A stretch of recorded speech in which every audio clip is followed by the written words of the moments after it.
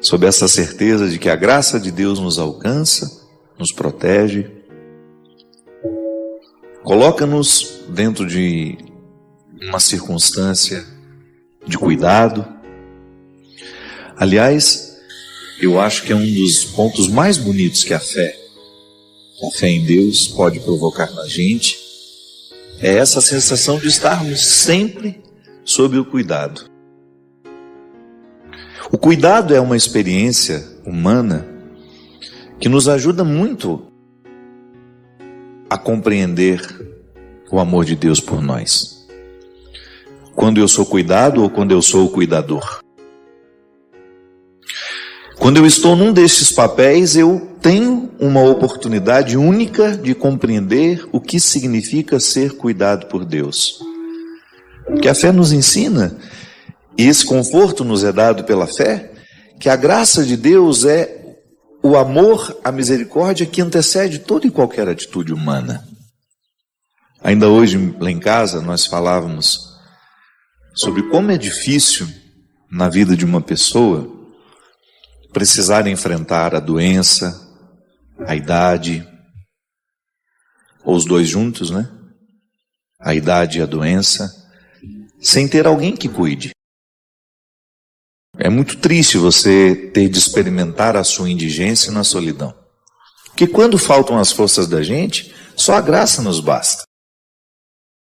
Você que está precisando enfrentar a perda de um filho, por exemplo, você não tem forças humanas para ver um filho ser sepultado.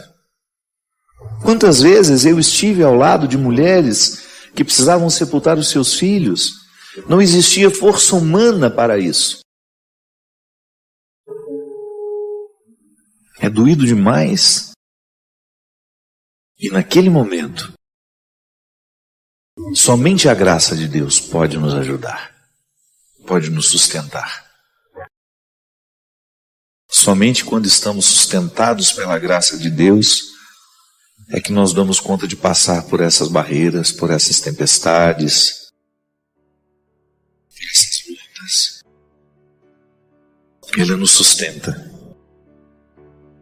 Nos sustenta, nos dá condições de compreender a fraqueza como uma oportunidade de conhecer esse Deus que nos antecede. Porque é assim, é como se nós tivéssemos esgotado todos os nossos recursos.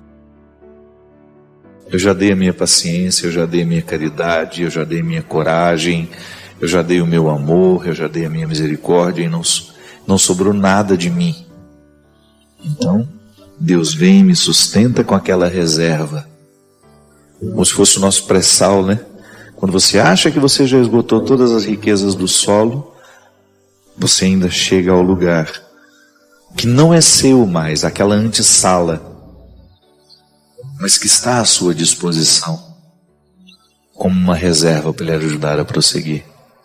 Perder alguém. Como é difícil a gente perder alguém. Perder uma mãe, ter de sepultar uma mãe. Mia Couto dizia de maneira tão poética, né? Não há terra nesse mundo que possa sepultar uma mãe. Eu digo que não há terra neste mundo que possa sepultar uma pessoa que a gente ama, seja qual for o papel dela na nossa vida. Seja por uma ligação biológica, pelo sangue igual que nós temos, ou seja pelo vínculo que a vida nos proporcionou viver. O amor que se estabeleceu e que ficou definitivo. Você ter de sepultar uma pessoa que foi fundamental na sua vida não é fácil, não é brincadeira. Porque se eu vivo o meu cristianismo somente na sala que eu conheço, a sala das minhas virtudes, a sala dos meus empenhos, a sala das minhas coragens, das minhas disciplinas, eu corro o risco de viver um cristianismo sem Cristo, sem Deus, sem graça. E à medida em que eu vou perdendo o meu vício, a minha vitalidade, o que me sobra? É aí que muito desamparo se estabelece. É aí que muita fé, que parecia fé, cai por terra quando você percebe que não há Deus naquela história. Há apenas uma busca de si mesmo, que parece religiosa. O que significa ser sustentado por Deus? Porque essa frase é usada tantas vezes, mas quem de fato sentiu isso? Vamos deixar de hipocrisia. Quem de fato sentiu que depois de não haver mais forças humanas, você experimentou uma força que não era sua, que te segurou? Chegar à verdade dessa expressão, e não apenas a repetição. Que Deus me sustente na hora da minha dor, tá? É bonito dizer isso. Mas isso só vai acontecer se a minha espiritualidade for aprofundada e eu viver um caminho em Deus que me faça visitar pelo menos de vez em quando esse Debir, esse santo dos santos. Porque uma religião que não me coloque a sós com Deus,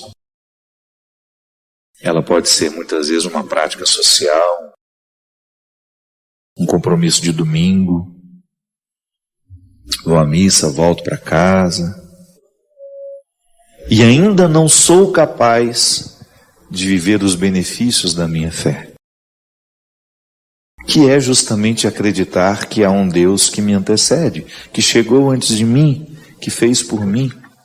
Santo Agostinho dizia isso, que a graça de Deus, ela nos antecede para que a gente possa amar, até para que a gente possa reconhecer o erro que a gente comete. Santo Agostinho dizia que até para a gente se reconhecer pecador, nós já temos que estar sob o influxo da graça.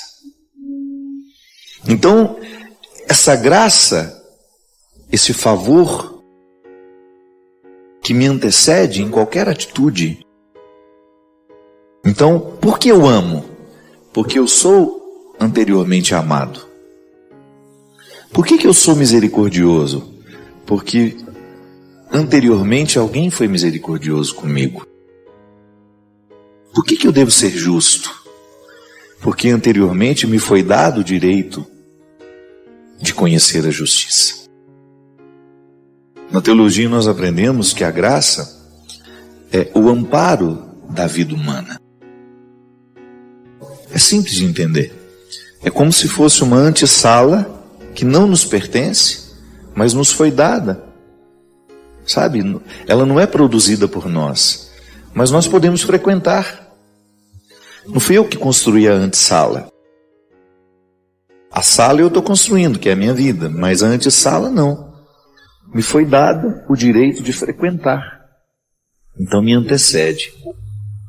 Quando eu descobri que Deus é amor, quando eu tive a oportunidade de conhecer a misericórdia de Deus que nós celebramos no último final de semana, quando eu descobri o significado dessa misericórdia como uma graça que me antecede, e quando eu vi os benefícios dessa misericórdia na minha vida, mas eu quero contar isso para todo mundo. Eu não quero perder a oportunidade, ainda que seja numa graça que eu faço, ainda que seja numa piadinha que eu conto. Eu ter a oportunidade de mostrar que Deus é amor, isso para mim é a minha maior alegria. Eu sempre digo isso para mim mesmo, né? Quando eu vejo o resultado do meu trabalho, quando eu vejo tantas pessoas prestando atenção nas minhas palavras, para não me encher de vaidade e pensar que isso é meu, é só lembrar que eu não digo uma palavra, ainda que eu fale isso de forma diferente, que eu não tenha aprendido no Evangelho, que eu não tenha aprendido com Jesus. Então, o meu pano de fundo é Ele. Foi com Ele que eu aprendi. É com Ele que eu aprendo diariamente aquilo que eu faço questão de ensinar.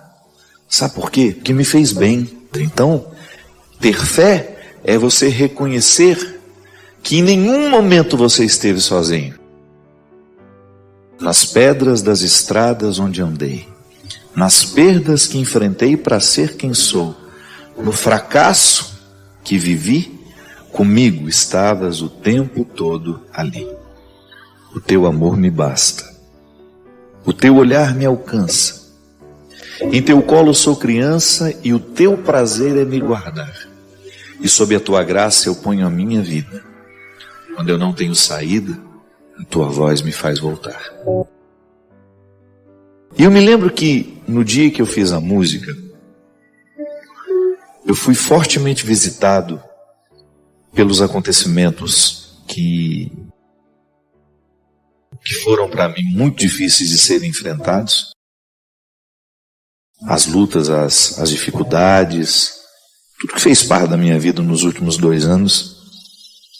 E o que eu achei interessante é que não existia rancor no meu sentimento, sabe? Quando você olha para um passado que foi difícil, mas sem nenhum rancor.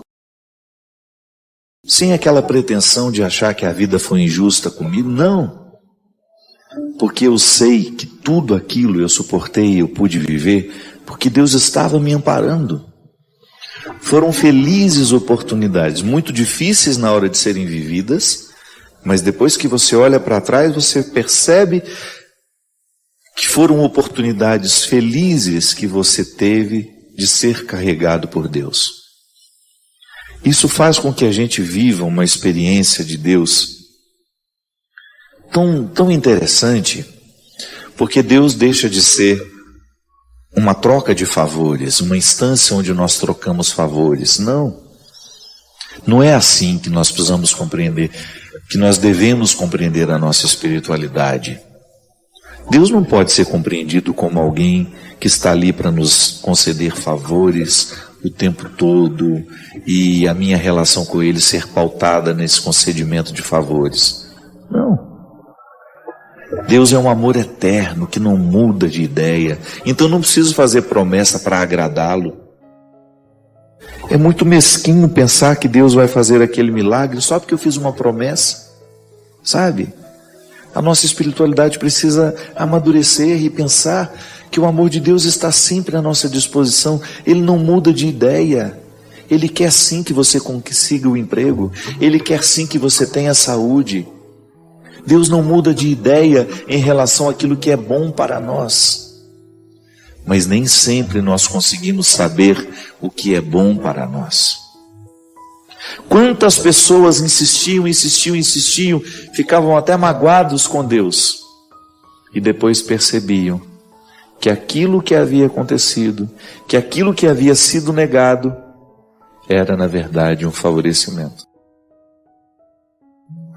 Volto a dizer, precisamos ter muita maturidade espiritual para compreender os nãos da vida, as perdas, os sofrimentos e as lutas. Deus não é mesquinho igual nós somos, viu? Se nós precisamos de moeda de troca para poder fazer favor a alguém, Deus não é assim. Deus é graça, Deus é amor, Deus é misericórdia. E não adianta tentar negociar com Ele, porque Ele não muda de ideia. Ele só quer o nosso bem.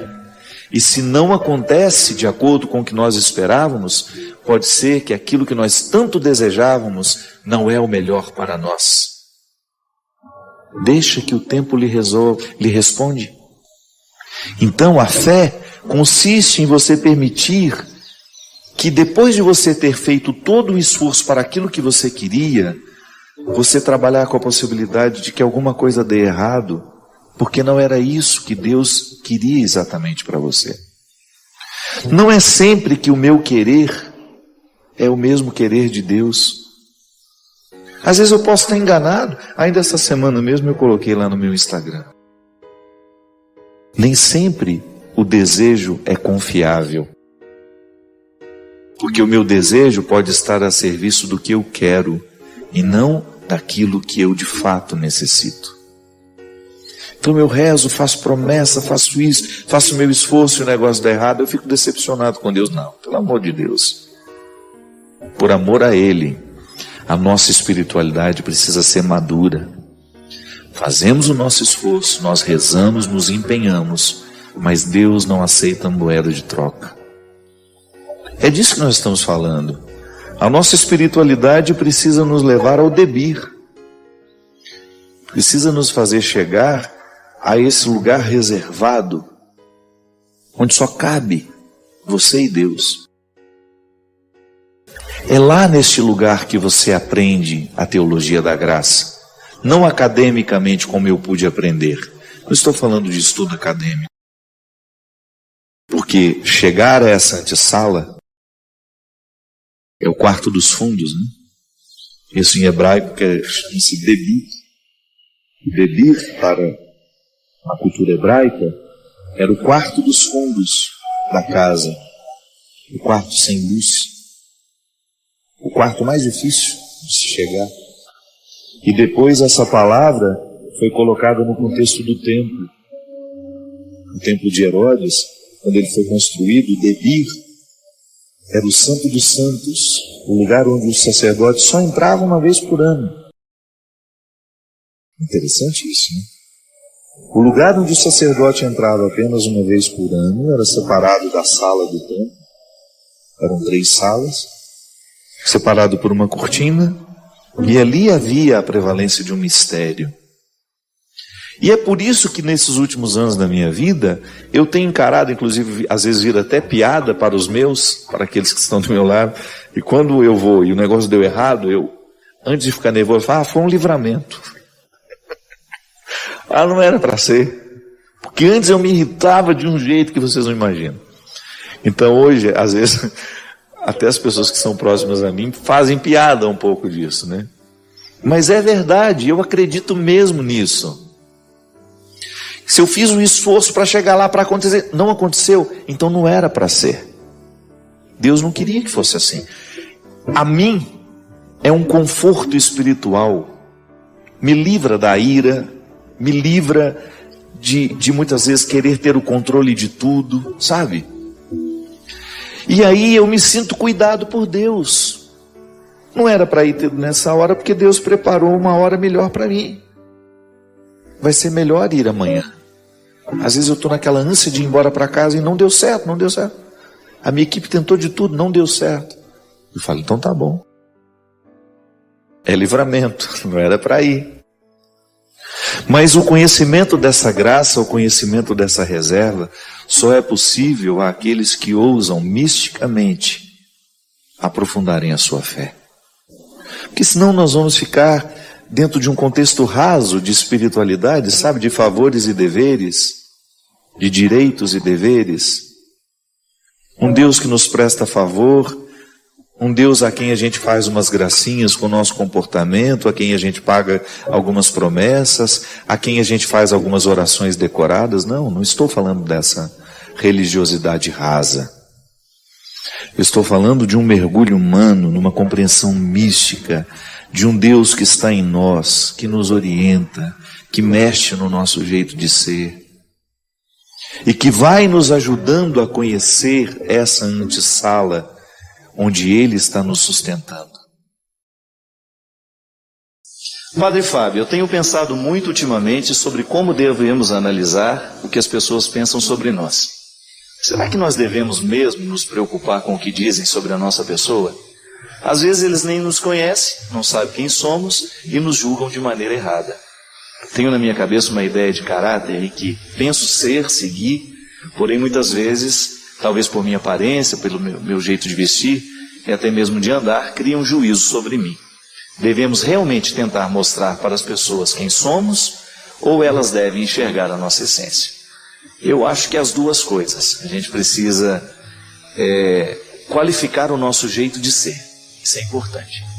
Mas quando eu preciso qualificar o meu jeito de ser, isso é, preciso aprimorar o meu jeito de ser, eu tenho que criar mais transparência. As pessoas precisam me perceber com mais facilidade. Eu acho que esse é um esforço humano. Tem gente que não faz esforço para isso, né? Tranca aquela cara, né? Eu até brinco, né? No show Piano e Voz a gente falava muito isso. Tem gente que parece um bulldog. Você já viu um bulldog feliz? É a mesma cara quando está bravo, não tem diferença. Tem gente que não tem facilidade de ser transparente. Então a gente não sabe o que está sentindo, se está gostando, se não está. Você fica até meio inseguro, né? Tem gente que só sente para dentro e às vezes não sabe trazer para fora. Eu acredito que fazer o esforço para a gente vir para fora, para o outro ter mais acesso a nós, é um esforço que a gente precisa fazer. Agora, o meu esforço de me trazer para fora não é para o outro saber, não. O meu primeiro objetivo é para eu dar qualidade àquilo que eu sou. Eu preciso ser com qualidade. O que o outro consegue saber sobre mim, o que o outro consegue intuir sobre mim, eu não tenho controle sobre isso. Agora, o que eu não posso permitir é que isso crie uma ansiedade. De repente eu começo a viver pensando no que os outros estão pensando. E geralmente as pessoas mais imaturas e inseguras são aquelas que vivem querendo saber o que os outros acham dela. Diferente daquela que está mais centrada e mais preocupada em fazer valer o que ela é. Porque, minha gente, se nós formos parar no que os outros acham de nós, é difícil. Não se preocupe tanto com o que acham de você, porque geralmente quem acha não achou nem sabe ver a beleza dos avessos que nem sempre você mostra. Não é assim? Tem gente que acha tanta coisa, mas ela não achou nada. Ela só acha, vive achando, mas ela não sabe absolutamente nada sobre a gente. Porque não teve o trabalho de vir conhecer o que eu sou. Porque dá trabalho conhecer quem a gente é. Muitas vezes nem passou perto de mim, nem passou perto de você, já criou uma opinião a seu respeito e ficou por isso mesmo. E o problema é quando ela sai falando, né? Quando acha que você é isso e começa a falar aquilo de você, e de repente tem um monte de gente achando que você era aquilo, quando na verdade você não é nada daquilo. Eu sempre tenho um cuidado muito grande ao dizer que uma pessoa é antipática. Porque geralmente tem gente antipática mesmo, tem gente aborrecida, enjoada, entojo, chá de poejo, tem gente de todo tipo. Mas tem gente que você precisa identificar bem, que às vezes aquilo que você acha que é antipatia é timidez. Quantas vezes você já experimentou isso? Uma pessoa achou que você era antipática. Você não era antipática, você só era tímida. Você não tinha facilidade de cair, só estabelecendo muito vínculo. Aí, nossa, é enjoado demais, antipático. Não. E às vezes cria uma situação, né? Outro dia, gente, eu passei uma situação. Cheguei em Salvador para fazer um show. E eu vi que o organizador estava todo tenso, assim, preocupado, e muito nananã. Ele falou, padre, o senhor precisa jantar, onde é que o senhor... Eu falei, não, gente, come aqui mesmo no aeroporto, daqui eu vou comer um grelhadinho, uma coisa mais leve, e a gente já vai direto pro show. E eu vi que aquela tensão toda dele foi passando. Foi passando, ele foi ficando mais à vontade comigo, aí ele começou a rir. Ele falou, padre, eu estava com tanto medo de receber o senhor. Ah, por quê, meu filho? Porque falaram para nós que o senhor é tão enjoado, tão enjoado, tão enjoado, que o senhor não senta nem em sofá de pobre, ele falou. Aí quando ele falou isso, eu fiquei assustado. Eu falei, nós tivemos que arrumar um sofá todo chique, padre, para colocar no camarim, porque falava que o senhor não sentava em qualquer sofá. Aí eu lembrei do nosso sofá do Nanza, lembra? Eu tinha um sofá lá em casa, gente, que ele era mais velho do que a minha avó.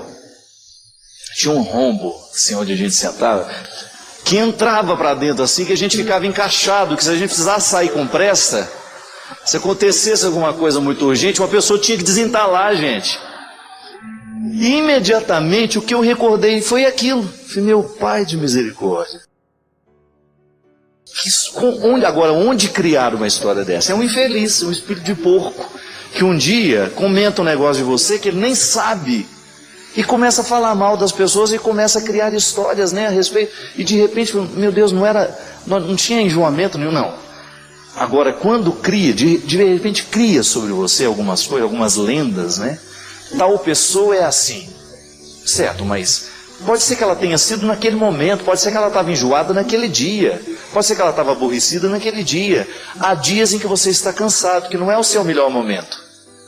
É igual tirar foto, gente, não tem nada pior nesse mundo que tirar foto.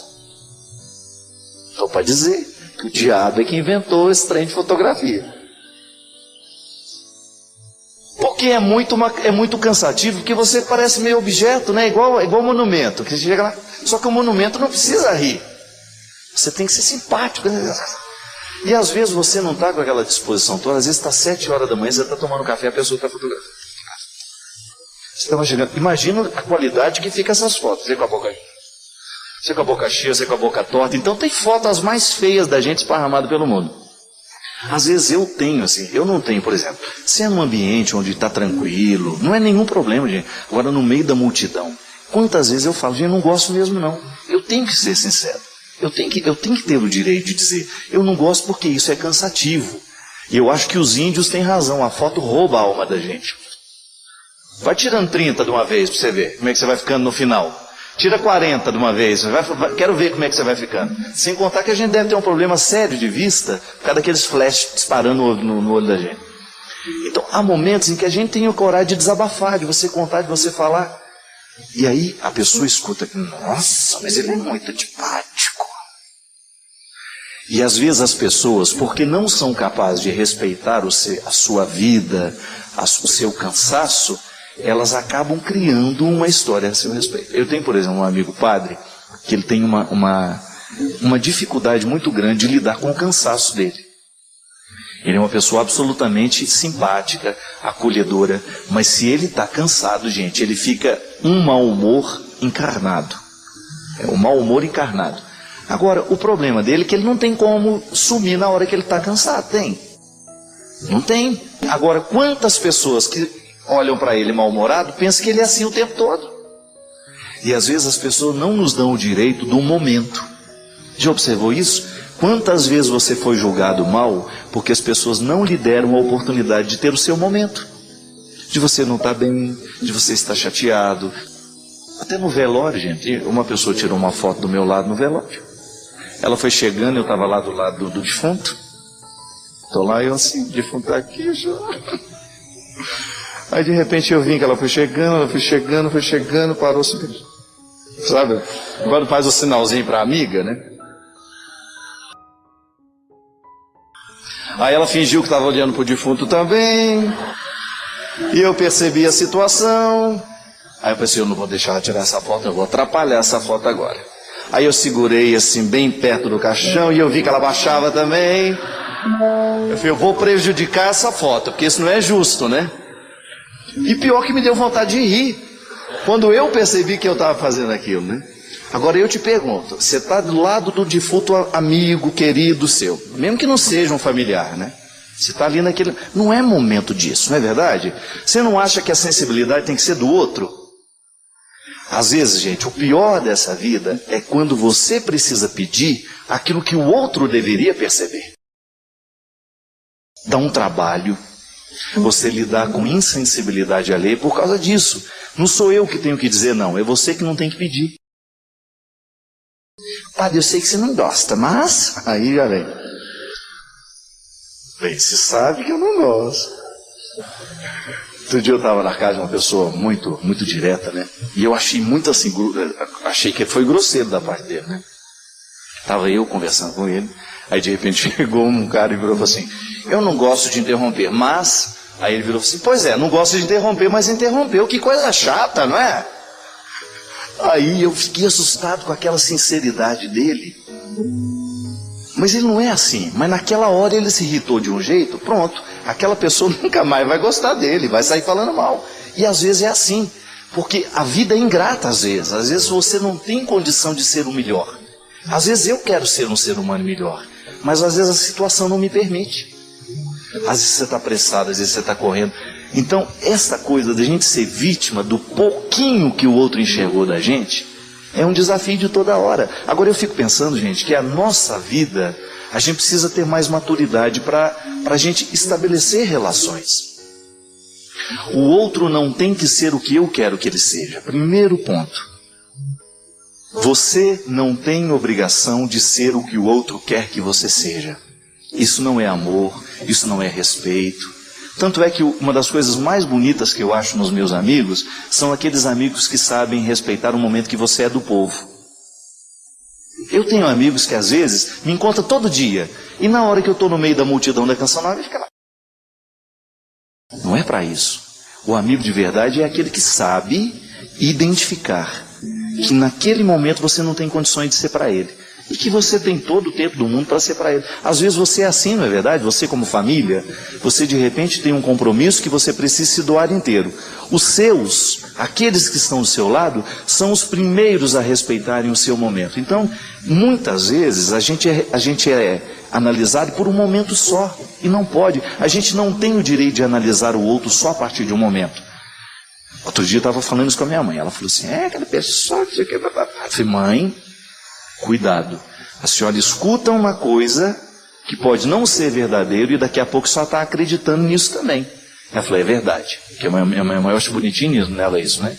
Às vezes ela fala no ímpeto e depois, se você corrige, ela fala, não é verdade. Eu não sei se isso é verdade. Eu não sei se essa pessoa é assim. Eu falei, mas a gente não tem o direito de escutar alguma coisa e já sair dizendo. Não. Porque pode ser que aquilo que chegou a mim, do outro, foi só o fruto de um momento. Não. Ele não é desagradável, ele não é antipático. O que chegou a mim foi um fruto do momento.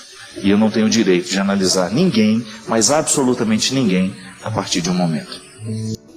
Eu desejo que você, nas suas lutas, você tenha sempre o direito e a possibilidade de retirar os seus excessos, para você ter diante dos seus olhos a sua verdade fundamental, sem exageros, só você.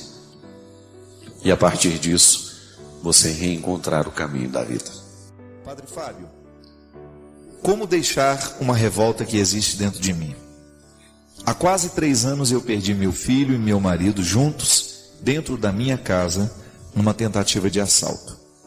Como perdoar uma pessoa que foi capaz de destruir toda a nossa família? Me ajude. O que devo fazer para tirar essa revolta que existe dentro do meu peito? Primeiramente, o nosso profundo respeito a essa dor, que a gente não tem nem como avaliar, né? Você nos conta, a gente tenta se aproximar do seu sentimento, mas é um limite. Porque aquilo que você sente, a dor que você sente, nós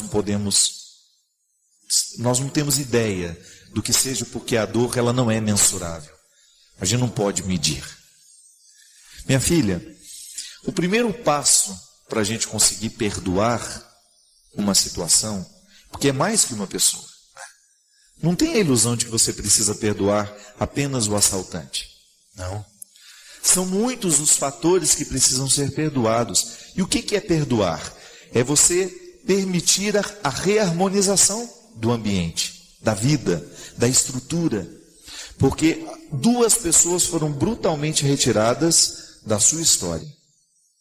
E você agora precisa se amparar nesse mundo, precisa dar conta da vida, sem ter do seu lado essas 2 pessoas tão essenciais para você.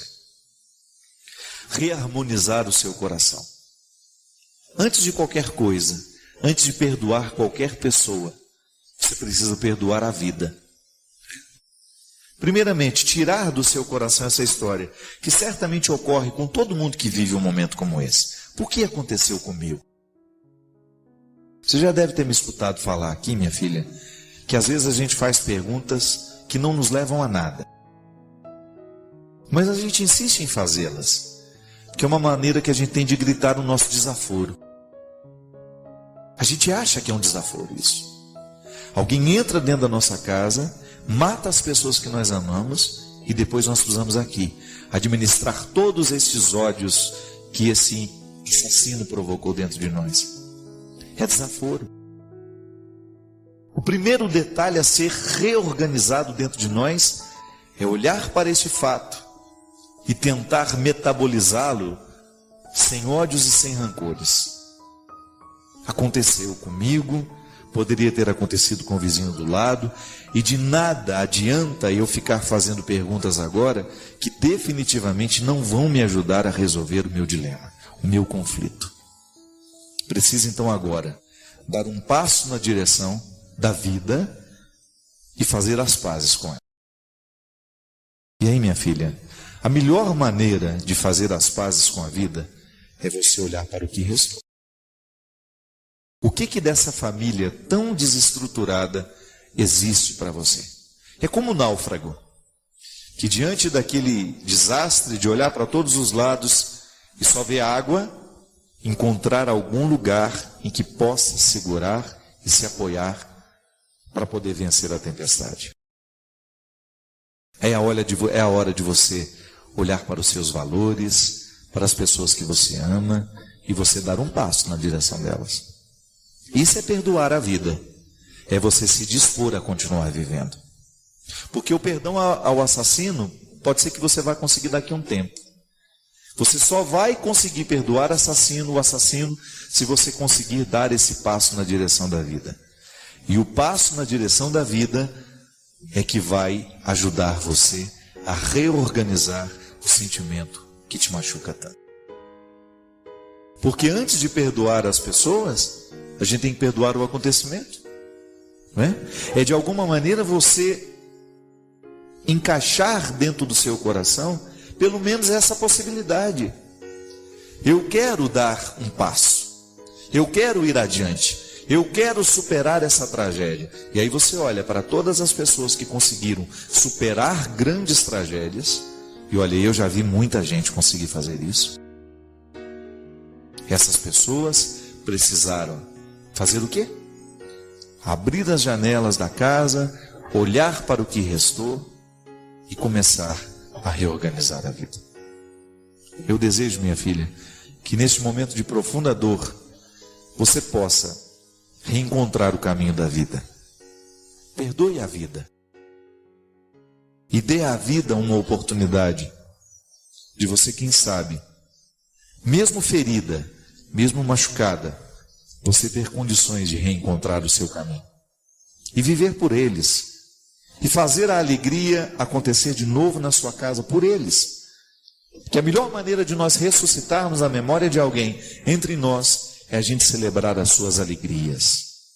Que às vezes a gente quer fazer o contrário, né? Nós nunca mais vamos fazer, porque ele gostava disso. Isso me recorda a ele. Não? Como a Lídia, minha amiga lá de Curitiba. Quando perdeu o filho, não tinha mais vontade de fazer o churrasco do domingo à tarde, porque era a alegria do filho.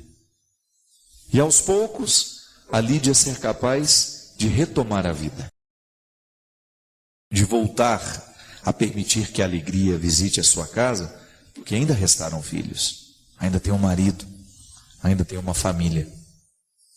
E que a gente precisa se livrar dessa bobagem, de que celebrar a memória do outro é a gente mergulhar na tristeza, é a gente se sepultar com ele.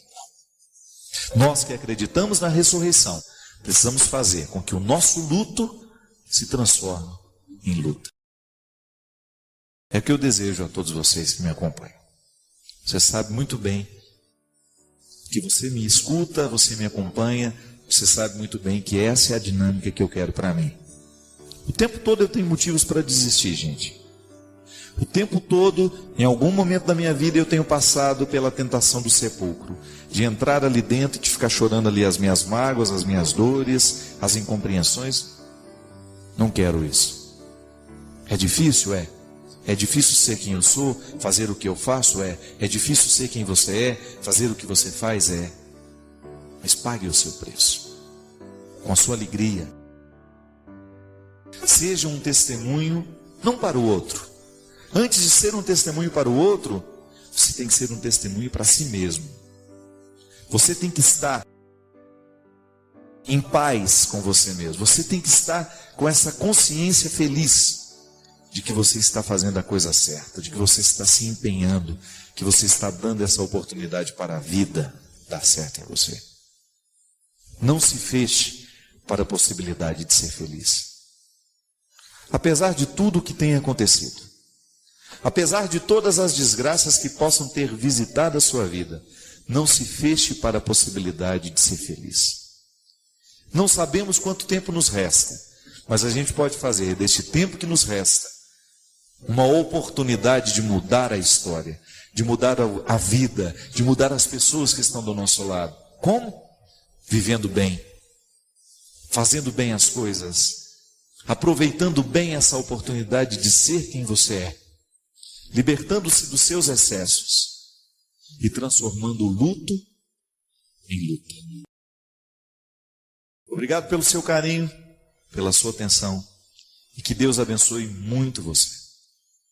Que Deus derrame sobre o seu coração, sobre a sua casa, sobre a sua vida, a disposição que caracterizou o coração de Nossa Senhora, para que, exemplo dela, a gente também possa ser um cristão de verdade, levando sempre Jesus no colo, para apresentá-lo àqueles que ainda não o conhecem. Derrame sobre nós a bênção do Deus Todo-Poderoso, Pai, Filho e Espírito Santo. Medo. Medo é universal, todos nós sentimos. Você sente medo de ser só? Você sente medo de ser traído? Você sente medo de ser injustiçado? Você tem medo da doença? Você tem medo de morrer? Você tem medo de envelhecer? Você tem medo de não ter segurança? Você experimenta na sua carne, você sente na sua alma quando a dor punge dentro de você. E você precisa gritar por alguém. Porque você não dá conta da vida sozinho. A vida não é suportável. E você precisa olhar para os lados e você precisa descobrir alguém anunciando a elas que a força de Deus está disponível, que nós não nascemos para o fracasso. Que ser feliz é urgente. E pode ter certeza que na preguiça você não chega lá. É preciso empenho, minha gente. O medo começa a diminuir no momento em que nós somos olhados nos olhos. Se você está perdido no meio da multidão, o que mais lhe assusta é você não ter um olhar onde você fixar o seu. A psicologia nos ensina que quando nós somos olhados de um jeito certo, cresce dentro de nós a crença em nós mesmos. O olhar é o lugar da nossa segurança. No momento do nosso medo, se a gente não tem alguém que nos ama do nosso lado, se a gente não tem um olhar para se fixar nos nossos, tudo é mais pesado, tudo é mais difícil.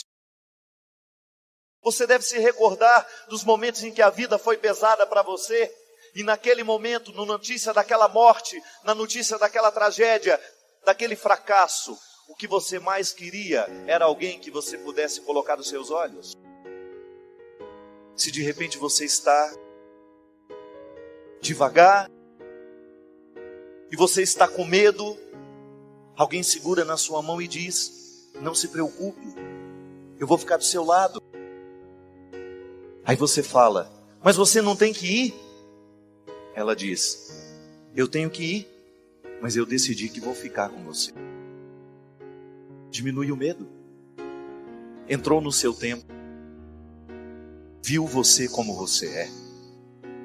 Mas você sabe por experiência própria que no momento da sua mudança, se você tem alguém segurando na sua mão, se você tem alguém olhando nos seus olhos e mudando junto com você, fica mais fácil. Diminui o medo. Medo de não ser reconhecido, medo de não ser compreendido. Quando você está diante de alguém que tem o poder de tomar decisões sobre a sua vida, e você tem medo que aquela decisão não seja tomada considerando aquilo que você é. O medo que você sente, as dores que você tem, os limites que você possui. Deus quer nos transformar em gente de bem. E para isso é preciso vencer os medos. A gente não alcança o sucesso da graça se a gente não vence a cadeia do medo. Para que cultivar fracassos? Invista em você. Foi para cima que você foi projetado. E isso, gente, eu digo sem medo de errar. O investimento pessoal que você faz no momento em que você não se acostuma com a pilastra torta que você construiu, que você tem medo de destruir porque você acha que vai cair. Quando você se acostuma a ser uma casinha qualquer, não! Olhe para o projeto inicial que Deus fez. Não é qualquer coisa que Deus projetou para você. Os seus limites não podem ser impedimento para você chegar ao final dessa construção. Não pensavam pequeno. A alma, a humildade precisa nos fazer pequenos, mas nós não podemos ser pequenos diante de Deus. E alcançar essa grandeza só é possível pela força da humildade. Cuidado com aquilo que você elege como realidade de valor na sua vida. Cuidado com as decisões que você toma. Cuidado com as respostas que você dá ao mundo. Cuidado com as respostas que você dá à realidade. Os que precisam saber escolher nas pequenas coisas a justiça, a verdade, a honestidade. É disso que nós estamos falando, minha gente. Há momentos da nossa vida em que a decisão é tão importante, é ela que vai definir o rumo que nós vamos tomar. Algumas pessoas estão escolhendo o que não presta, nós podemos escolher o que presta. Vinde a mim, todos vós que estáis cansados, com o peso dos seus fardos, que eu vos aliviarei. E não peça ao grande arquiteto que faça modificações na planta para simplificar. Não.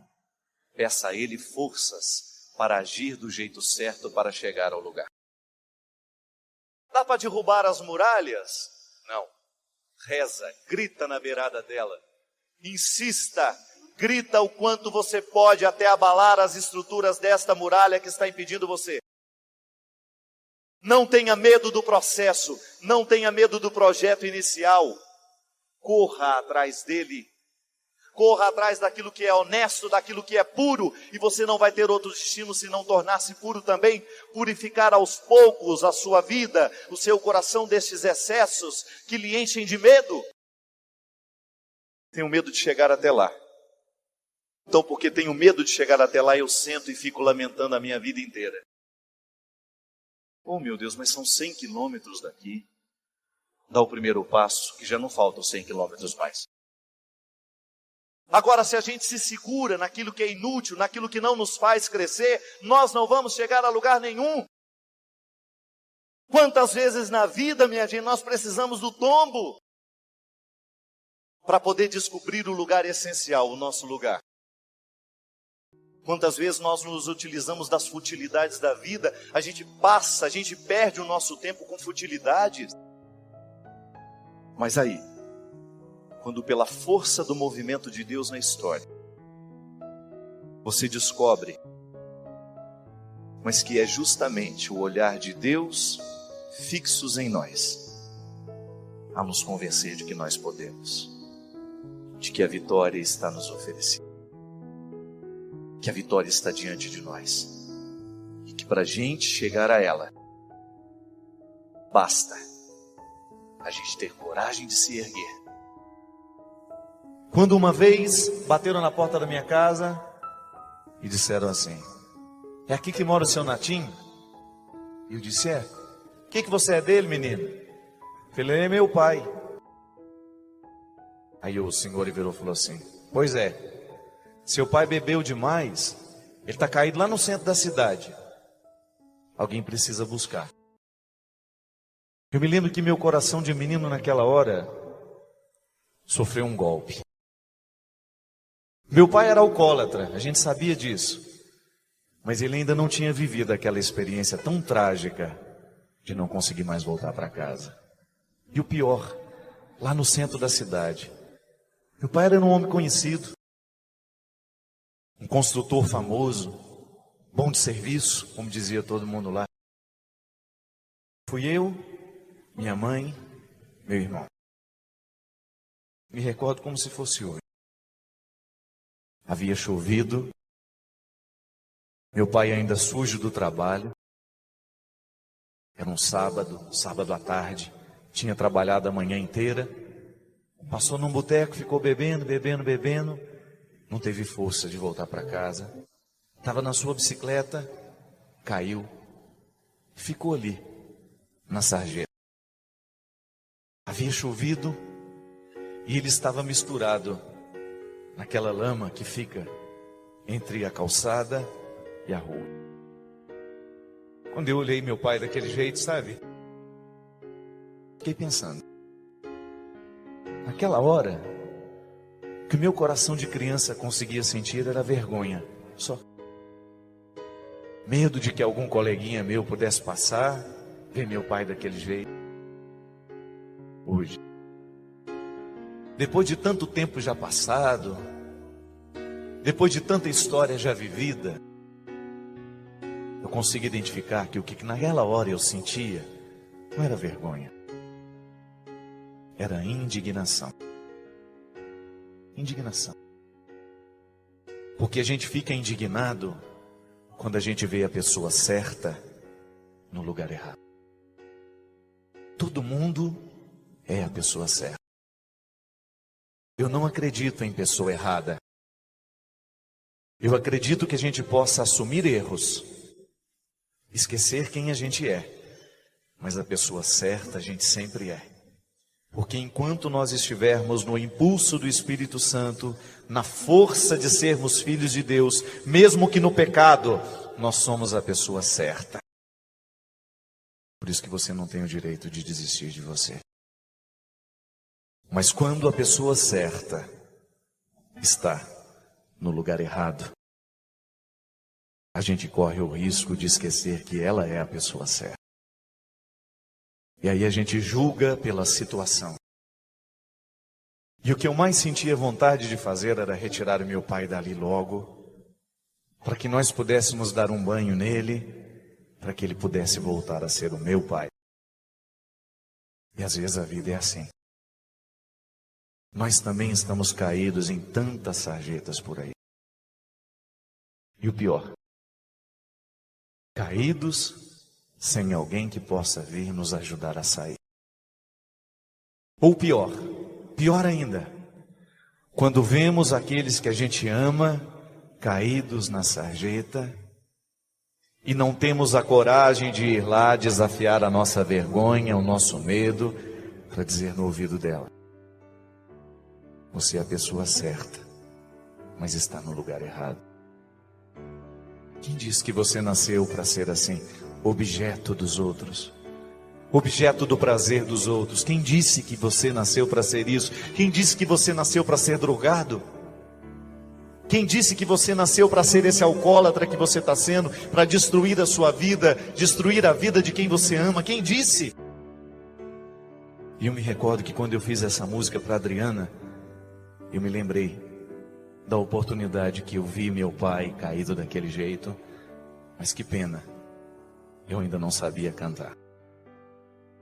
Eu ainda não sabia fazer música, eu ainda não sabia pregar, eu ainda não era padre, eu nem imaginava que um dia eu seria padre.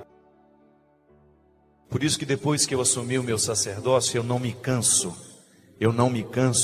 de pregar contra o álcool, eu não me canso de pregar contra a droga, eu não me canso de pregar contra a prostituição. Sabe por quê? Tudo isso doeu em mim. Não aprendi nos livros, não. Doeu dentro da minha casa, com irmãs prostituídas, com irmãos drogados, com pai alcoolizado. Se hoje eu tiver força para lhe convencer, eu quero. Que você não nasceu para viver isso que viveram os meus irmãos. Que você não nasceu para se curvar a todo esse processo de destruição que essa sociedade traz, socializa, nos entrega, como se nós fôssemos um depósito de lixo, como se nós não tivéssemos inteligência para escolher, como se nós de fato estivéssemos prontos para morrer. Porque se a estrutura não é santa, eu tenho que santificá-la com a minha vida, eu tenho que santificá-la com o meu testemunho, porque se o mundo ainda não é santo, eu não tenho o direito de dizer que eu não serei também. Ao contrário, quanto maior for a presença do pecado, do diabo, das estruturas pecaminosas no mundo, maior tem que ser a nossa reação de homens e mulheres de Deus, porque nós não podemos nos curvar, mas nós temos que estar atento a todas as sarjetas da vida. Primeiro, para que a gente se levante dela. Depois, a gente tenha força de buscar aqueles que ainda não conseguiram sair. Porque cada vez que nós convencermos uma pessoa a se levantar das sarjetas da sua vida, sejam elas dos afetos, da realidade prática, concreta, de alguma forma o Espírito Santo estará santificando o mundo em nós e a partir de nós. Padre Fábio, estou me sentindo muito sozinha, tenho uma família maravilhosa, mas estou me sentindo mal.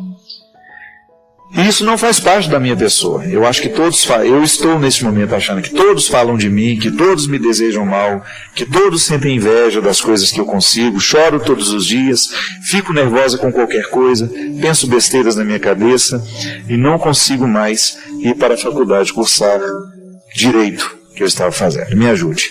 Meu nome é Larissa, tenho 20 anos. Tá vendo? O sintoma da Larissa é um sintoma já muito comum nos dias de hoje, que é essa ansiedade, insegurança, medo. Tudo isso decorrente, né, de um jeito de viver muito para fora. É claro que existem quadros assim que você precisa encaminhar, vamos ao médico, vamos ver o que está acontecendo com a gente, pode ser que esteja faltando lá uma substância física, química, que provoque o bem-estar, isso é outro caso. Estou dizendo dessas inseguranças que nós estamos criando, que nós estamos mergulhados nelas e que estão dificultando demais os nossos convívios, minha gente. Uma coisa é certa, a vida nunca foi fácil. Eu não tenho essa ilusão de pensar que hoje é mais difícil do que foi ontem. Agora, há um fato inegável. O mundo ficou muito modificado de 30 anos para cá. A comunicação mudou radicalmente o mundo. E isso gerou muitas consequências em nós. Uma delas é essa insegurança, esse medo. Nós temos medo. A palavra que hoje caracteriza muita gente é medo. Nós temos medo de que vamos perder o outro. Nós temos medo de que o outro não vai ficar a vida inteira ao nosso lado. Nós temos medo de não dar conta. Nós temos medo da solidão. Nós temos medo de sentir medo. Sabe, minha gente, toda vez que nós decidimos por fazer uma experiência de Deus, a gente precisa entender que Deus vai mexer nisso tudo. Que Deus vai começar a mexer nas estruturas da nossa vida para que a gente tenha, primeiro, consciência de que não podemos ser assim. De que nós estamos vulneráveis a ser assim. Nós estamos vulneráveis porque nós estamos mergulhados neste mundo assim, mas nós podemos fazer uma experiência nova. Dentro aí da sua casa, dentro do seu quarto, aí na sua solidão, hoje você pode escolher por uma vida nova. Você não está condenado a viver a vida de todo mundo.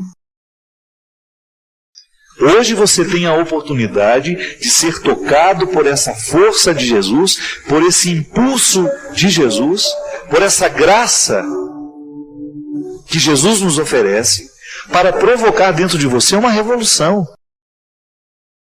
Essa transformação interior que se chama conversão. Hoje eu quero olhar para o mundo com um pouco mais de otimismo, com um pouco mais de esperança e com um pouco mais de disposição. Não quero permitir, não quero admitir de jeito nenhum, eu não quero admitir que eu tenha que morrer com os defeitos que tenho hoje. Eu tenho a possibilidade de olhar para as minhas misérias e atravessar esse mar. Eu tenho a oportunidade de chegar do outro lado muito melhor do que eu estou aqui hoje. Porque Deus quer isso de mim. Deus quer isso de você. Pode ser que você também esteja mergulhado em muitas dificuldades, em muitos desânimos. Pode ser que você também hoje se sinta sozinha. Pode ser que você já não esteja nem se suportando mais. Pode ser que você esteja com dificuldade de se amar. Pode ser que você esteja com dificuldade de se cuidar. Dê uma oportunidade a Deus. Faça valer a sua religião. Que ela não seja mais um código de obrigações, não. Permita que hoje sua alma seja visitada por essa certeza. Deus ainda lhe quer. Permita que o novo de Deus hoje venha dar um banho, venha lavar tudo aquilo que é velho dentro de você, que não está mais servindo para nada. Não velho, né? Tudo aquilo que está estragado, porque o velho eu quero permanecer, eu quero que muita coisa antiga fique dentro de mim. O que está estragado, permita que o novo de Deus venha substituir tudo aquilo que está danificado em você. Permita que hoje Deus venha renovar os seus sonhos. Permita que hoje Deus venha renovar as suas esperanças. Permita que hoje Deus venha cuidar de você. Permita que hoje o amor de Deus possa encontrar o seu coração e fazê-lo sentir novamente a satisfação de ser quem você é. Porque quando Deus entra na nossa vida, é a primeira coisa que Ele faz. Ele nos dá motivos para a gente sorrir. Satisfação de ser quem a gente é. De você olhar-se. Reconhecer-se miserável, mas ao mesmo tempo satisfeito com o que você está fazendo com todas essas misérias. Você está administrando bem. Que o seu trabalho está sendo frutuoso. E que porque esse trabalho está sendo frutuoso, a graça de Deus está dando muita oportunidade de crescer. Que Ele lhe acompanhe. Que Ele lhe abençoe. Que Ele lhe faça ter condições de jogar fora tudo o que definitivamente não precisa mais continuar. Vamos atender aqui. Padre Fábio, meu nome é Fernando, tenho 26 anos e atualmente estou vivendo um conflito muito grande. Sou engenheiro recém-formado, estou trabalhando numa grande empresa aqui no Pará. Estou tendo uma oportunidade de crescimento excelente, profissional. Namoro uma moça há mais de 4 anos, ela é formada em medicina e atualmente está fazendo residência em São Paulo, na capital. Estamos separados desde o início do ano e ela me pressiona muito para deixar meu trabalho e ir tentar a vida ao lado dela, uma vez que ela não pretende mais voltar para o Pará. Fico pensando se devo abrir mão dos meus sonhos por causa dela. Estou muito conflitado, pois ela já quer casar, mas eu não me sinto preparado para isso. O que o senhor acha? Eu acho que você está numa enrascada, meu amigo. Porque é uma situação muito difícil. Você tem um envolvimento afetivo de 4 anos, enrascada no bom sentido, né? Não é tão ruim assim, não. Você tem um envolvimento afetivo de 4 anos, você tem que considerar que você está vivendo um momento da sua vida importante. Aliás, essa semana, conversando com uma pessoa, me contou uma história muito parecida, muito semelhante. Você está vivendo um momento de investimento pessoal, 26 anos, você está no auge das suas buscas pessoais. Você precisa identificar se você está disposto a abrir mão dessas buscas pessoais para poder fazer uma busca em conjunto. E o casamento, o namoro sério não é outra coisa senão isso. É a gente deixar de ser singular e passar a ser plural. Ser singular não é nenhum problema, minha gente. Você ser solteiro, single, não é em inglês. Quero um quarto single. É bom a gente poder falar isso, que você é solteiro. Você tem o direito de pensar em você, de pensar as suas escolhas, de elaborar os seus projetos, partilhar com a sua família e correr atrás deles. É sua vida, é seu direito. Agora, a partir do momento que você estabelece um vínculo definitivo, um casamento, um noivado, uma coisa assim, o noivado ainda não é definitivo, mas já é um ensaio para isso. A partir do momento que você estabelece um vínculo definitivo, você perde o direito de pensar single, solteiro, singular. Você passa a ser nós. Então tudo você vai ter que agir de acordo com a outra parte que você assumiu na vida. 26 anos é momento de deixar singular, de ser singular para ser plural? Não sei. Eu particularmente penso que o homem amadurece um pouco mais tarde. Por isso que a mulher, sendo qual a idade dela, não fala, né? Mas geralmente, já formou a menina, já está formada, já está fazendo residência em São Paulo. É bem provável que o instinto de maternidade já esteja tomando conta dela e ela já queira se encaminhar para o processo natural da vida, que 90% das mulheres desejam, que é justamente o matrimônio. A estabelecer o vínculo, ter o lar, isso é instinto. Agora o homem naturalmente, ele tende a ter mais dificuldade para esse amadurecimento. Então nós precisamos considerar isso. Não é uma regra que todo rapaz de 26 anos não está preparado para as escolhas definitivas. Mas eu posso lhe dizer, por aquilo que vejo, por aquilo que já estudei, por aquilo que acompanho, é muito comum que aos 26 anos os homens ainda não saibam muito bem o que querem da vida. Com quantos anos você casou, Cristian? 26, 27. Você tem diante de você um dilema, um conflito. Você precisa saber se você está preparado para essa vida plural. Eu particularmente penso que as decisões importantes e definitivas para nós homens, elas precisam ser mais tardias. Não é por uma questão de irresponsabilidade, não. É para você se dar tempo. E mesmo você ter condições de analisar a sua capacidade de renunciar, muitas coisas que você vai ter que renunciar para assumir a nova vida. Por que a mulher amadurece tanto no momento em que ela dá à luz? Porque ela fica plural de verdade na carne, né? Você já viu como as mulheres amadurecem quando elas dão à luz? A maioria, elas andam assim, é como se uma maturidade imensa acontecesse naquele curto espaço de tempo. Por quê?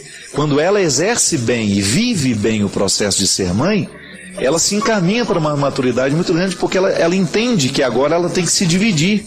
Ela não pode mais pensar só nela, ela não tem condições de pensar só nos projetos dela, sem incluir aquela criaturinha que entrou. Na vida do homem, quando vem a paternidade, também é a mesma coisa. Agora, antes, na escolha do casamento e na escolha desta nova vida, você tem um espaço um pouco maior, porque a maternidade impõe uma nova pessoa ali. Está ali, nasceu. Mas o casamento você tem tempo para esperar. E eu acho que seria muito saudável para você, neste momento, fazer um investimento na sua vida pessoal. Mesmo para você ter condições de ser mais feliz no relacionamento. Por que não pode esperar 2, 3 anos, até estabelecer um pouco mais a vida? Ou até mesmo para você chegar à conclusão que você não quer se casar com essa moça. A gente tem que se permitir esse tempo de maturidade, não é? Às vezes nós nos apressamos demais em tomar a decisão. E às vezes nós chegamos numa ansiedade tão grande para poder viver a vida, nós vivemos uma ansiedade tão grande que nós acabamos vivendo o papel errado, o momento errado. Por quê? Não tivemos a paciência de esperar pelas coisas. Você que está me assistindo agora, olhe para a sua vida e veja quanta coisa você errou, quanta escolha você fez errada, justamente porque você não soube esperar. Você não teve aquela paciência de olhar para os acontecimentos, de olhar para os fatos, de olhar para o seu contexto, para a sua circunstância. Não é assim? Na pressa, a gente se estraga muito.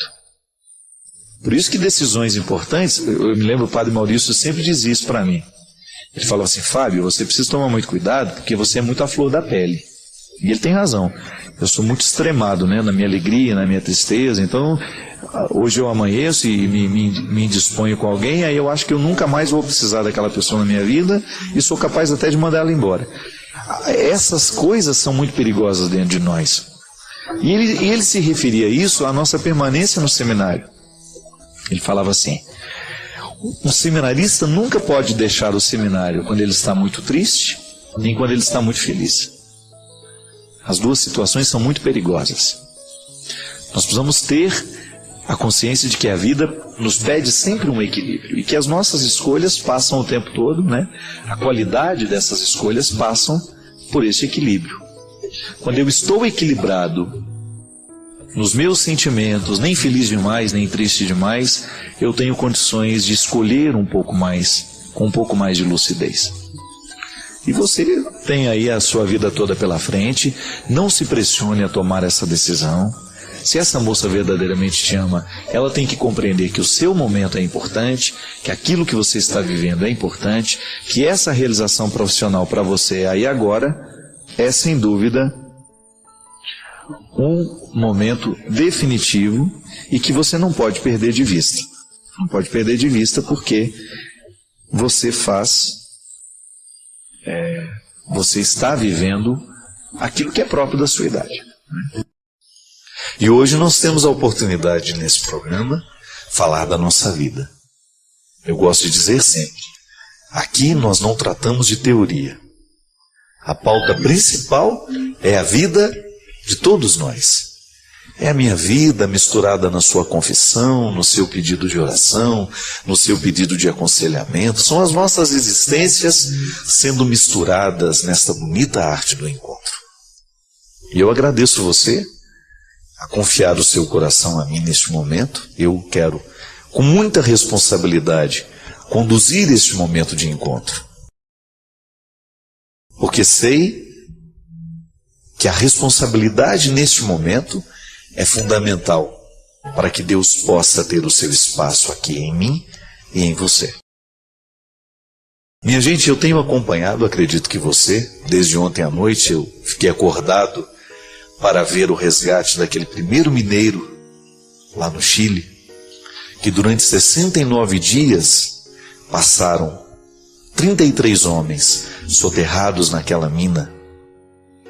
E ontem, quando vi o primeiro homem sendo içado do seio da terra, senti uma emoção muito grande no meu coração. E acompanhei hoje, um pouco ainda, ontem antes de dormir, hoje o dia todo, sempre procurando saber se estava dando tudo certo. Porque para mim, aquele resgate, ele fala muito ao meu coração. Primeiro porque eu acho que eu sou claustrofóbico, né? Então eu estava agoniado demais, sabendo que aquelas pessoas estavam soterradas. Eu me colocava no lugar delas. E imagino o quanto deve ser duro, deve ser triste, penoso passar tantos dias sem ver a luz do sol, sem ter a oportunidade de voltar para casa, tomar um banho, dormir na cama da gente. É tão bom, não é? E comovido, misturado na história daquelas pessoas que eu nem tinha visto o rosto ainda direito, eu acompanhei hoje o resgate desses mineiros. E quando saí de casa, faltava ainda mais 5 ou 6, não sei. E fiquei pensando, olhando para aquela cápsula onde aqueles homens eram, de onde, né? O instrumental para que aqueles homens pudessem ser retirados da terra. Eu ficava pensando que na nossa vida, o tempo todo nós também precisamos passar pela mesma experiência de resgate. Quando a gente começa a interpretar que, de vez em quando, a gente também escolhe viver nos subterrâneos. Você já deve ter experimentado isso na sua vida. Alguns momentos da sua história em que você teve aquela nítida sensação de que você estava no fundo. E vendo aquela cápsula, içar aquele homem das profundezas, eu fiquei pensando que o nosso processo de conversão faz a mesma coisa conosco. Quando nós levamos a sério o nosso processo em Deus, nós também somos retirados dos subterrâneos do mundo. Quando ali, por causa das escolhas erradas que a gente fez, a gente também foi morar no fundo do fundo do fundo. Quando na verdade nós nascemos é para o alto. São Paulo dizia de maneira tão sedutora: buscai as coisas do alto. Não temos o direito de nos acostumar com o submundo, com aquilo que está por baixo. Não. Homens e mulheres que estão vivendo este processo de construção em Deus, de conversão em Deus, são homens e mulheres vocacionados às alturas. Aí fiquei pedindo a Deus a graça de também ser içado o tempo todo, para que eu não me acostume aos subterrâneos. Eu não sei se você percebeu e deve ter escutado falar que aqueles homens, eles ficaram tanto tempo no escuro que agora eles não são capazes de enxergar a luz de uma vez. Eles vão ter que se acostumar com a luz. Vai ter que ser aos poucos, um pouquinho de cada instante, até chegar um momento em que eles poderão retirar aqueles óculos. Por quê? Os olhos se acostumaram com a escuridão. E agora voltar à luz é um exercício. Precisa reaprender. O mesmo acontece com a gente. Contemplar a luz de Deus, entrar no contexto da luz, requer uma adaptação. E é por isso que a conversão compreende todo esse processo de adaptação a uma nova vida. Deixamos os subterrâneos do mundo, deixamos aquele submundo onde prevalecia a mentira, a droga, a injustiça, a infidelidade, tudo aquilo que denigre o ser humano, tudo aquilo que nos deteriora. E queremos alcançar agora esta parte mais alta. Não queremos nos acostumar com a sujeira do fundo, mas queremos ser içados o tempo todo para este lugar que é meu, que é seu, e que ninguém pode nos retirar do direito. Eu não sei se você também precisa ser içado numa cápsula daquela, mas pode ser que em algum momento da sua vida você reconheça que está se alimentando do submundo. Não queira isso. A proposta de Jesus é para que a gente alcance sempre mais. Valorizamos sua contribuição. Deixe seu comentário, inscreva-se para mais descobertas e convide outros a fazerem parte desta conversa significativa.